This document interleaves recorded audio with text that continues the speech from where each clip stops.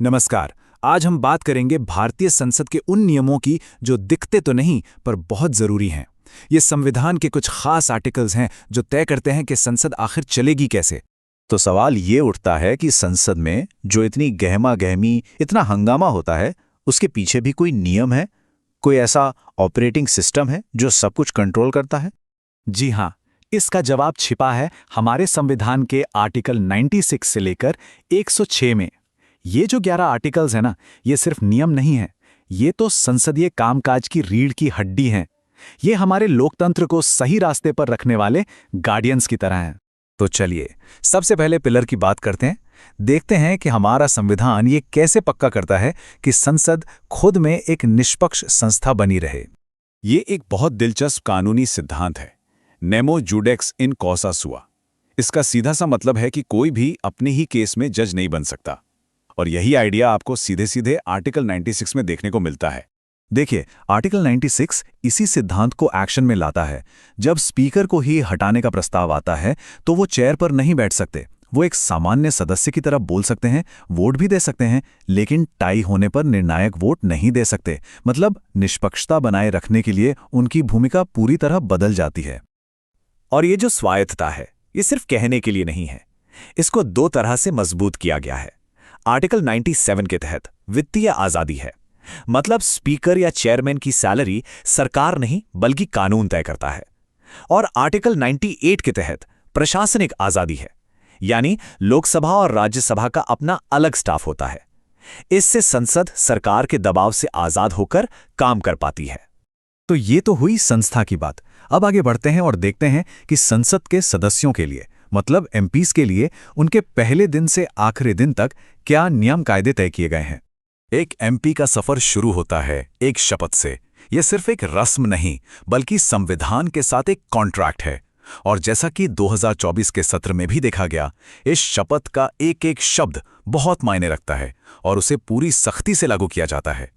अच्छा, अब संसद काम कैसे करती है, फैसले कैसे लिए जाते हैं? आर्टिकल 100 में इसका पूरा मैकेनिज्म है।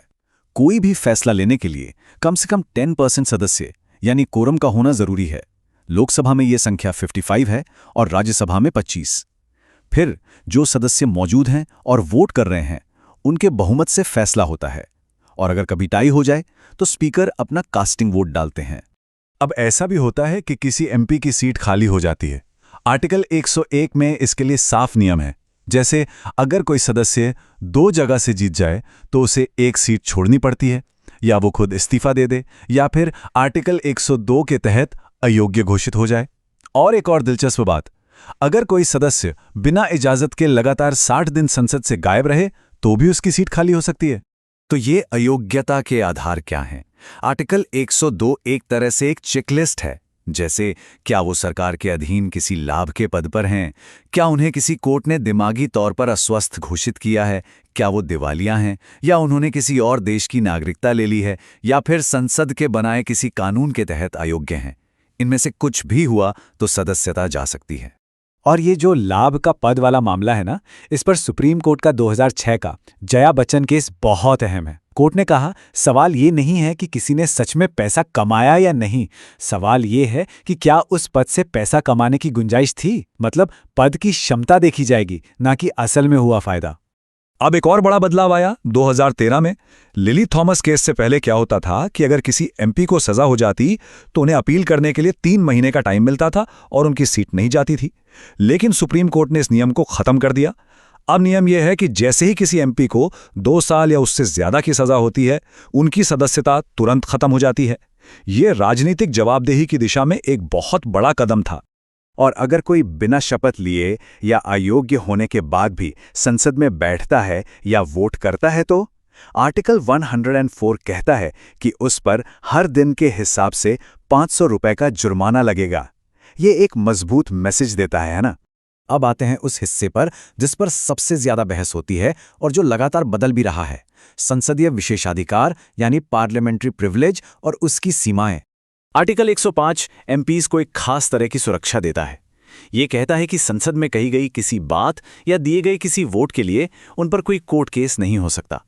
ये एक तरह की ढाल है ताकि वो बिना किसी डर के आज़ादी से बहस कर सकें और वोट दे सकें। लेकिन इस विशेषाधिकार पर एक बहुत बड़ा सवाल खड़ा हुआ। 1998 में पीवी नरसिम्हा राव केस में सुप्रीम कोर्ट ने कहा था कि अगर किसी एमपी ने वोट देने की ये रिश्वत ली है तो भी उस पर केस नहीं चल सकता, क्योंकि उसे आर्टिकल 105 का संरक्षण मिला हुआ है। सालों तक यही नियम चला, लेकिन फिर 2024 में सीता सोरेन केस में 7 जजों की बेंच ने इस पुराने फैसले को पूरी तरह से पलट दिया। तो यहीं से वो बड़ा संवैधानिक सवाल उठा कि क्या ये विशेषाधिकार भ्रष्टाचार करने का लाइसेंस बन गया है? आखिर ये विधायी आज़ादी कहाँ खत्म होती है और एक सांसद की आपराधिक जवाबदेही कहाँ से शुरू होती है? और सीता सोरेन केस में सुप्रीम कोर्ट ने इसका जवाब बिल्कुल साफ कर दिया। कोर्ट ने कहा, रिश्वतखोरी को आर्टिकल 1052 के तहत कोई छूट नहीं है, क्योंकि रिश्वत लेना वोट डालने के काम का हिस्सा नहीं है।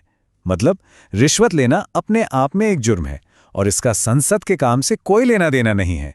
जिस पल रिश्वत ली गई, जुर्म पूरा हो गया। और आखिर में आता है आर्टिकल 106, जो एमपीज की सैलरी और भत्तों से जुड़ा है। ये शक्ति संसद को ही दी गई है कि वो अपने सदस्यों का वेतन तय करे। 2018 से तो एक सिस्टम बना दिया गया है कि हर 5 साल में महंगाई के हिसाब से सैलरी अपने आप एडजस्ट हो जाएगी।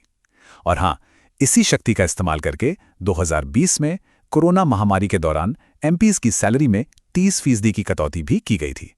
तो कुल मिलाकर देखें तो ये आर्टिकल सिर्फ कुछ तकनीकी नियम नहीं है, ये एक बहुत ही नाजुक लेकिन जरूरी संतुलन बनाते हैं। एक तरफ ये हमारे प्रतिनिधियों को काम करने की आज़ादी देते हैं, तो दूसरी तरफ कानून और जनता के प्रति उनकी जवाबदेही भी तय करते हैं। और ये हमें एक आखिरी सवाल के साथ छोड़ जाता है कि संसदीय विशेषाधिकार और नैतिक जवाबदेही के बीच सही संतुलन आखिर है क्या? जैसे जैसे हमारा समाज बदल रहा है, एक सांसद की आज़ादी और जनता के प्रति उसकी जिम्मेदारी के बीच की इस महीन रेखा को हमें कैसे खींचते रहना चाहिए?